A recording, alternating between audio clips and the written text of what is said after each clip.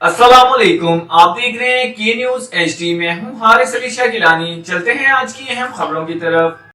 Breaking news से आगाह करेंगे। मुल्की तारीख का बड़ा ऑनलाइन फ्रॉड, पाकिस्तानी शहरी 25 अरब रुपए लुटवा बैठे।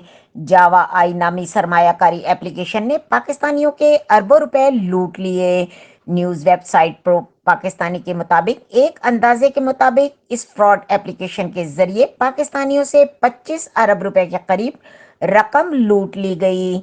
जाली एप्लीकेशन से मुतालिक दावा किया जा रहा है कि ये इंडोनेशिया से ऑपरेट की जा रही थी, जो पाकिस्तानियों को भारी मुनाफे का लालच देकर सरमायाकारी की तरगीब दिलाती थी।